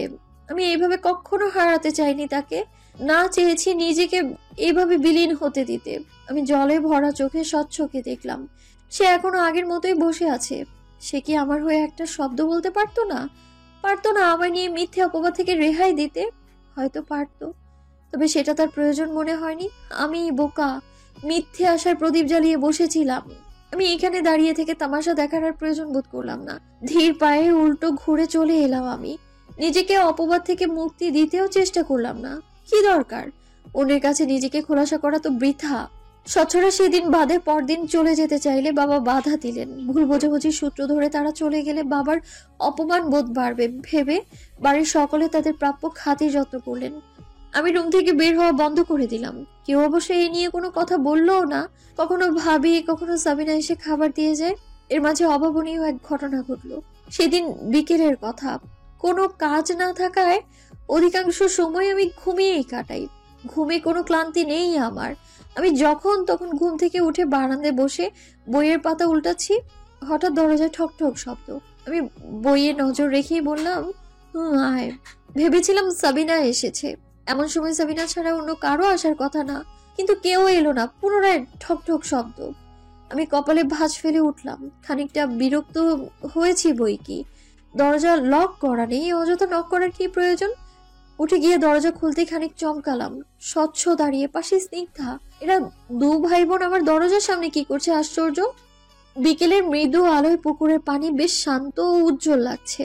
বাঁধানো পাড় জুড়ে লুটিয়ে আছে বাদাম গাছের লালচে সবুজ পাতা। রোজ নিয়ম করে ঝাড় দেওয়ার পরেও তাদের খুঁজে পাওয়া যায় শান্ত পুকুরের জলে এবং তার পাড়ে। গতকাল মায়ের আচরণের জন্য দুঃখিত। স্বচ্ছর কথায় মৃদু হাসলাম। দৃষ্টি স্থির রেখে লঘু গলায় বললাম, এটা বলতেই ডেকেছেন বুঝি? ঠিক তা নয়। তাহলে? স্নিগ্ধা আপনার সাথে পরিচিত হতে চেয়েছিল। তাছাড়া আমি সত্যি মায়ের আচরণের জন্য সরি ফিল করছিলাম। কথা বলে যদি সবটা ক্লিয়ার করা যেত।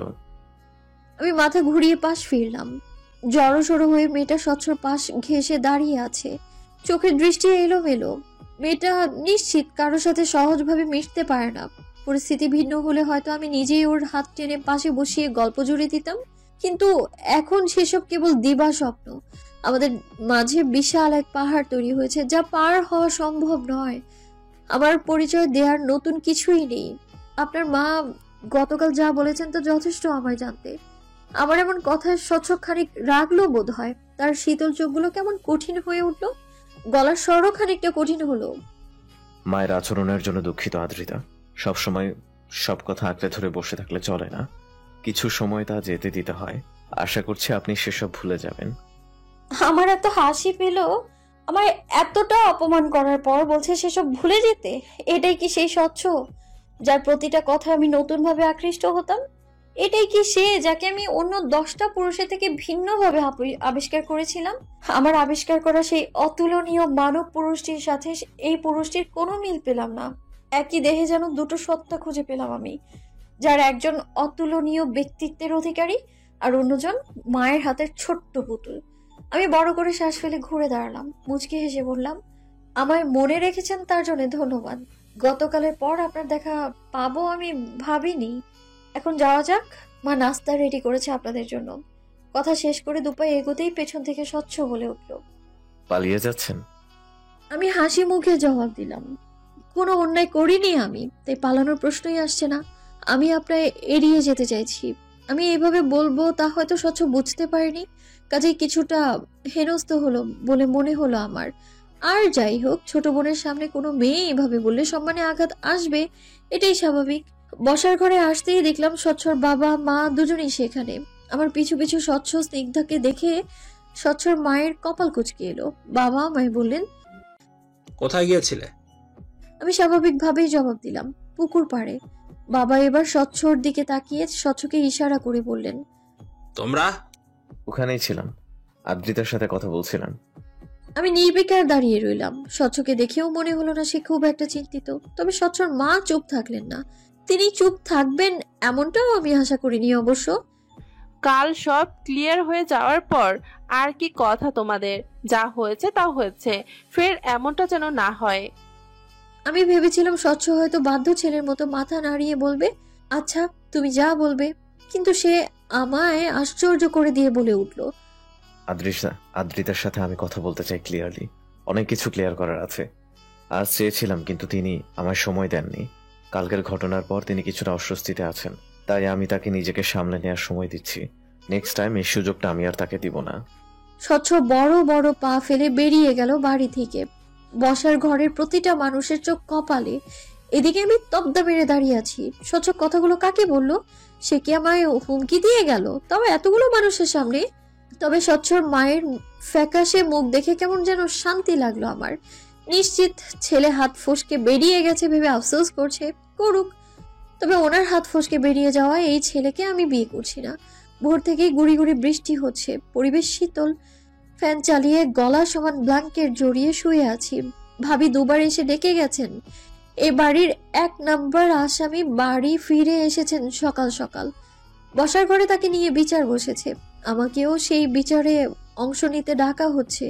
আমি আপাতত সেই মুডে নেই। আমি উঠলাম আরো ঘন্টা 3 ব্যবধানে।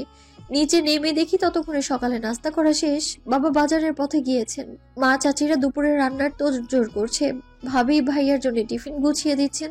স্বচ্ছরা ফিরে গেছে 2 দিন হলো। ফিরে যেয়ে আমার সাথে যোগাযোগের কোনো চেষ্টা করেনি স্বচ্ছ। আমিও সেসব নিয়ে খুব একটা ভাবছি না। একদম যে ভুলে বসেছি তা বলে ভুল হবে। আমার প্রথম দেখা সেই নজর কাড়া ব্যক্তিত্ব সম্পন্ন স্বচ্ছকে ভেবে প্রায় উদাস হই আমি। কাউকে এতটা আপন ভেবে ভুলে যাওয়া বুঝি এতটাই সহজ? ভাইয়া নাস্তা করেনি? আর করতে পারলো কই, এ বাড়িতে উঠতে বসতে বৈঠক ডাকা হয়। ঘুম থেকে উঠেই বৈঠকে বসতে হয়েছে। এদিকে অফিস টাইম হয়ে এলো বলে কোনো রকম গোসল সেরে তৈরি হয়ে নিচ্ছে। আমি অ্যাপলে কামড় বসিয়ে মাথা নাড়ালাম। কথা সত্যি। পরক্ষণেই কৌতূহল হলো, বললাম, মামার শাস্তি কি হলো? কি আর হবে, এই মাস থেকে ব্যবসায় ঢুকতে বলেছেন বাবা। এই বাড়িতে থাকতে হলে প্রতি মাসে তাকে কম করে হলেও 40,000 কামাতে হবে। এই সত্য রেখে তাকে ঘরে ঢুকতে দেওয়া হয়েছে। বেশ, বাবা কি বললো? কিছুই না, দেখো গিয়ে আবার পালানোর রাস্তা খুঁজছে হয়তো। দেখতে দেখতে কেমন করেই যেন কেটে গেল 4টা মাস। টার্ম ফাইনাল চলছে। এতদিনের গুছিয়ে রাখা পড়া এখন সব কাঁধে চেপে বসেছে। পড়ার টেবিল, চেয়ার, বেড সব জায়গায় ছড়িয়ে ছিটিয়ে রয়েছে বই। চোখের নিচে মোটা কালো দাগ। শান্তির ঘুম নেই, সেই কবে ভুলে গেছি ঘুম। অগোছালো চুল নিয়ে হল, লাইব্রেরি, বইয়ের দোকানে ছোটাছুটি, ওর কাছ থেকে নোট কালেকশন, সব মিলিয়ে এক ভয়ঙ্কর জীবন পার করছি আমি। এর মাঝে যখন পরীক্ষার হলে প্রশ্ন দেখে চোখ বড় বড় হয়ে যায় আর অবচেতন মন বলে ওঠে, এগুলো আবার কি? সেই অনুভূতি তো বুঝিয়ে বলার মতো না। আমার এই বিভৎস দিনের এক বিভৎস সন্ধ্যায় হঠাৎ এক অপরিচিত নাম্বার থেকে কল এলো। হলে তখন বিদ্যুৎ নেই। চার্জার লাইটের আলোয় জোরপূর্বক বইয়ের পাতা উল্টাচ্ছি। আগামীকাল হিস্ট্রি এক্সাম, সিলেবাস ভীষণ লম্বা, হাতে সময় অল্প। এটা পাশ করে যেতে পারবো কিনা সন্দেহে আছি। এর মাঝে অপরিচিতের কল বিরিয়ানির মাঝে এলাচের মতো লাগলো আমার। আমি যথাসম্ভব এড়িয়ে গেলাম, কিন্তু কতক্ষণ একাধারে বেজেই চলেছে। রুমমেট মেয়েটা ঘুম জড়ানো গলায় বলে উঠল, আদ্রি, কল ধরার হলে কল ধরো, নয়তো বালতির পানিতে চুবিয়ে রাখো মোবাইল। আমাকে ঘুমাতে দাও। রুমমেটের ঘুম নষ্ট না করতেই কলটা রিসিভ করলাম। ওপাশ থেকে আওয়াজ এলো না, যেন কলদাতা চাইছেন আলাপটা আমি শুরু করি। আশ্চর্য, আমি কেন তা করতে যাব? আমার জেদের কাছে হার মেনে নিয়ে কলদাতা নিজে থেকেই বলে উঠল, কেমন আছেন? হাই হ্যালো ব্যতীত সরাসরি কেমন আছেন প্রশ্ন করা ব্যক্তিটার কণ্ঠস্বর আমি চট করে ধরে ফেললাম। এত দিনে এই মানুষটাকে আমি প্রায় ভুলেই বসেছিলাম। জীবনের এত সমস্যার মধ্যে হৃদয়ে আটকে থাকা ব্যথাটা লঘু হয়ে এসেছিল। তবে আজ কেন আবার তাকে সাড়া দিতে হলো? আমি ভাবনাগুলোকে পাশে রেখে উত্তর করলাম, বেশ ভালো, আপনি? আমার এক মুহূর্তের জন্য মনে হলো লোকটা ব্যর্থ প্রেমিকদের মতো ভাঙা গলায় উত্তর দিবে, যেমনটা রেখেছেন। মনে মনে কড়া কিছু উত্তর সাজিয়ে রাখলাম। হৃদয় ভাঙা প্রেমিকদের মতো আচরণ করলেই তাকে ছাই মাটি দিয়ে ধুয়ে দিব একদম। কিন্তু মানুষটা সর্বদাই আমার চিন্তার থেকে কয়েক শত হাত দূরে দাঁড়িয়ে থাকে। তিনি আমার কথায় স্বল্প হাসলেন বোধ হয়, বেশ ঝরঝরে গলায় শুধালেন, যতটা আশা করেছিলাম তার থেকে অনেকটাই বেশি চমৎকার আছি। তার এই চমৎকার থাকার বিষয়টা আমার পছন্দ হলো না। পরীক্ষার পড়া অব্যাহত রেখে আমি নিশ্চয়ই তার চমৎকার থাকার কথা জানতে বসে নেই, কিন্তু ভদ্রতা বজায় রাখতে মুচকি হেসে বললাম, বাহ বেশ। তো তো হঠাৎ কি মনে করে কল করলেন? 2 মাস যাবৎ দেশের বাইরে ছিলাম। ব্যস্ততার মাঝে 2-1 মিনিটের জন্য আপনি বিরক্ত করতে চাইনি, তাই আপনার সাথে যোগাযোগ করা হয়নি। আজ ফিরেছি দেশে, এখনো বাসায় পৌঁছাতে পারেনি। আপনার হল থেকে 4 মিনিটের পথ পার হলেই যে লাল সবুজ রঙের বাঁশের রেস্তোরাঁটা, ওখানে বসে আছি। দুপুরের খাবারটা খাওয়া হয়নি, এখন গরম ভাত আর গরুর মাংস খাবো। একা একা খেতে কেমন কেমন লাগছে, একজন সঙ্গী হলে খারাপ হয় না। তাই ভাবলাম আপনায় কল করি, যেহেতু নাগালের ভেতরেই আছেন। তার এমন কথায় কেমন প্রতিউত্তর করব ভেবে পেলাম না। তবে উপলব্ধি করলাম আমার কান ক্রমশ গরম হয়ে উঠছে, যেন যখন তখন রেলের ইঞ্জিন থেকে ধোঁয়া ছড়ার মতো ধোঁয়া ছড়াবে। একটা মানুষ কতটা ইডিয়েট হলে এমন কাজ করে? বিগত 4 মাস যোগাযোগ না করে আজ হঠাৎ করে কিনা গরম ভাত আর মাংস খেতে আহ্বান করছে। সিরিয়াসলি? আমি সবিনয়ে তার আহ্বান ফিরিয়ে দিলাম, কিন্তু তিনি তৎক্ষণাৎ বলে বসলেন, তাহলে পার্সেল নিয়ে আপনার হলের সামনে আসি। আপনি 2টো প্লেট আর 1 বোতল পানি নিয়ে নিচে আসেন। রাস্তার পাশে বসে না হয় একসাথে খাবো। ব্যাপারটা কিন্তু খারাপ হয় না। রাস্তায় চলতে থাকা যানবাহন আর হরেক রকমের মানুষ দেখতে দেখতে খাবার উপভোগ করা যাবে। আমি না হয় একটা শীতল পাটিও কিনে নিয়ে আসছি। আমি বাকরুদ্ধ, জবাব দিতে পারলাম না। তবে স্বচ্ছকে যতটুকু চিনি, এমন একটা কাণ্ড ঘটাতে তার পক্ষে অসম্ভব কিছুই না। দেখা গেল সত্যি সত্যি হলের সামনে এসে দারোয়ানকে বলে বসলো, বাবা আদিত্যকে ডেকে দেন তো, আমরা আজ রাস্তার পাশে গরম ভাত আর গরুর মাংসের পার্টি করব। আমি ফুস করে নিঃশ্বাস ছাড়লাম, খুলে রাখা বইটা বন্ধ করে ছোট্ট করে জবাব দিলাম, আসছি। ঘড়ি কাটায় সন্ধ্যা 7টা। আমি আমার পরনের জামা পরিবর্তন না করে চুলগুলো হাত খোপা করে বেরিয়ে পড়লাম। পায়ে সবসময় পরার একজোড়া স্যান্ডেল। এই অবস্থায় যখন রেস্তোরাঁয় পৌঁছলাম তখন আমার চোখ আকাশে। আমি এইভাবে বের হয়েছিলাম স্বচ্ছকে হতাশ করতে, কিন্তু স্বচ্ছকে দেখে আমি নিজেই হতাশ। সাদা রঙের ফর্মাল শার্টের সাথে ট্রাউজার এবং পায়ে একজোড়া স্যান্ডেল, গলায় এখনো টাই ঝুলছে, পাশেই বিশাল লাগেজ। আমি থতমত খেয়ে তাকিয়ে আছি তার দিকে। আমায় দেখতে পেয়ে সে ঝলমলে হাসলো, বলল, মাত্রই চেঞ্জ করেছি। গেঞ্জিগুলো লাগেজের অনেক ভেতরে রাখা, তাই শার্টটা চেঞ্জ করতে পারিনি। আমি না চাইতেও ফিক করে হেসে ফেললাম। চেয়ার টেনে বসতেই তিনি বললেন, অনেক দেরি করে ফেলেন আদ্রিতা, ক্ষুধায় আমি সবকিছু অন্ধকার দেখছি। খাবার শেষ করে না হয় কথা বলবো, এখন খাবারে মনোযোগ দিন। আমি এই প্রথম অসময়ে ভাত খেলাম পেট ভরে। রেস্তোরাঁ থেকে বের হয়ে পায়ে হেঁটেই কাছের এক খোলামেলা পার্কে পৌঁছালাম। পার্কের চারপাশ ঘুরে ভিন্ন রকমের ভাজার দোকান, মানুষের ভিড়ও কম নয়, তাতে কিছুটা ফাঁকা জায়গা দেখে বসলাম আমরা। এখানে আসার পর স্বচ্ছ প্রথম যে কথাটা বললো তা হলো, চটপটের ঘ্রাণ পাচ্ছেন আদ্রিতা? আমার খুব ক্ষুধা পেয়ে যাচ্ছে। আমি নীরবে তার কথা এড়িয়ে গেলাম। লোকটা বড্ড চতুর, কথা বলার প্রসঙ্গ খুঁজতে এলোমেলো কথা বলছে। তার এই এলোমেলো কথার ফাঁদে তো পা বাড়াবো না আমি। আদ্রিতা, শুনছি। এখনো রেগে আছেন? আমি উত্তর করলাম না। স্বচ্ছখানিক হাসলো। আমি প্রথম যেদিন আপনায় দেখলাম মনে হয়েছিল ফুলের ভেতর থেকে বেরিয়ে আসা এক স্বচ্ছ মানবী। আপনার এই রূপ না দেখলে হয়তো কখনো জানতেই পারতাম না সেই মানবীটা রাগতেও জানে। লেইং যোগ করছেন আপনি স্বচ্ছ? সত্যি বলছি। বেশ, তবে এখন উঠছি, কাল এক্সাম আছে আমার। আমি উঠে দাঁড়ালাম। পা বাড়াতে নিলেই স্বচ্ছ বলে ওঠে, সেদিনের জন্য আমি খুবই দুঃখিত আদ্রিতা। মা কিছুটা মানসিকভাবে অসুস্থ। আসলে বড় ভাইয়া যেদিন বাড়ি ছেড়ে চলে গেল ঠিক সেদিন থেকেই মা কেমন যেন বদলে গেল। আমায় সবসময় নিজের নজরে নজরে রাখতে শুরু করলো। আমার বাইরে পড়তে যাওয়াও হলো না। ঘরে ফিরতে সামান্য দেরি হলে ভাঙচুর শুরু করত। পাগলের মতো আচরণ করত। হয়তো ভাইয়ার মতো আমাকেও হারিয়ে ফেলার ভয় ঢুকে গেছে তার মনে। আমি যদি সেদিন আপনার হয়ে কথা বলতাম মা মানসিকভাবে ভেঙে পড়তো। আমার আপনার উপর ভরসা ছিল আদ্রিতা। ভেবেছিলাম আপনায় বুঝিয়ে বললে বুঝবেন। আপনিও বুঝলেন না আমায়। আমায় নিজেকে একবার ক্লিয়ার করার সুযোগ অবধি দিলেন না। আপনার এত কঠিন রূপে দেখতে চাইনি আমি আদ্রিতা। অবাক হলাম আমি। স্বচ্ছর বড় ভাই আছে এই কথা আমি জানতাম না। আর কোথায় বা চলে গেছে? প্রশ্ন সরিয়ে রেখে আমি বললাম, আন্টি কেমন আছে এখন? মায়ের অবস্থা আগের থেকে অনেকটাই ভালো, কিন্তু মাঝে মাঝে এখনো পাগলামি করে। এই তো আমি বাইরে যাওয়ার আগেই কত পাগলামি করলো, কিন্তু পরে আবার স্বাভাবিক। নিজেই আমার লাগেজ গুছিয়ে দিল। আর ভাইয়া, সে কোথায়? ভাইয়া বাড়ি ছেড়ে চলে গেছেন প্রায় 7 বছর। ভাইয়া লন্ডনে পড়াশোনা করত। ওখানে এক খ্রিস্টান মেয়েকে বিয়ে করে। দেশে এসেছিল হঠাৎ করে বউয়ের সাথে নিয়ে। বাবা মেনে নেননি। সেদিনই সম্পর্ক ছিন্ন করে যেভাবে এসেছিল সেভাবেই বেরিয়ে যায়। আর কখনোই যোগাযোগ করেনি আমাদের সাথে। আমি অবশ্য কয়েকবার চেষ্টা করেছিলাম, লাভ হয়নি। স্বচ্ছর কণ্ঠে অসহায়ত্ব। আমি স্পষ্ট তার চোখে জল দেখতে পাচ্ছি। মানুষটা না বলে হয়তো লুকোনো এই ব্যথার কথা কখনো জানতেই পারতাম না, কখনোই বুঝতে পারতাম না একগাল হাসির পেছনে ভয়ঙ্কর অতীত লুকিয়ে থাকে। আমার কষ্ট হলো আন্টির জন্য। মা হয়ে কতটা ব্যথাই না সে সহ্য করেছে, এখনো হয়তো করছে। কখনো দেখা হলে মাফ চেয়ে নিব তার কাছে। আদ্রিতা, শুনছি। আপনি আরেকবার মায়ের সাথে দেখা করবেন প্লিজ।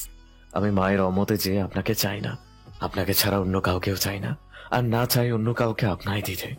বুঝতে পারছেন আদ্রিতা, আমি ঠিক এই কথাটাই বলতে চেয়েছি আপনাকে। মনে হলো স্বচ্ছর গলা কাঁপছে। সেও কি ভয় পাচ্ছে? কিসের ভয়? আমাকে হারানোর? আমি এই প্রশ্নের উত্তর খুঁজতে স্বচ্ছর জলে ঘেরা গভীর দুটো চোখ দুটোর দিকে তাকালাম, কিন্তু তার এই সমুদ্র সমান গভীর চোখ দুটোর ভাষা আজও বুঝে উঠতে পারলাম না। এই মানুষটার চোখের ভাষা এত কঠিন কেন? আমি চোখ ফিরিয়ে আকাশ পানে চাইলাম। আকাশে চাঁদ নেই, তবে কিছু সংখ্যক নিভু তারা দেখা যাচ্ছে। আমি স্বচ্ছর পানে না তাকিয়ে বললাম, কখনো প্রেমিকের হাত ধরেছেন স্বচ্ছ? আপনি চাইলে আমার হাত ধরতে পারেন, আমি কিছু মনে করব না।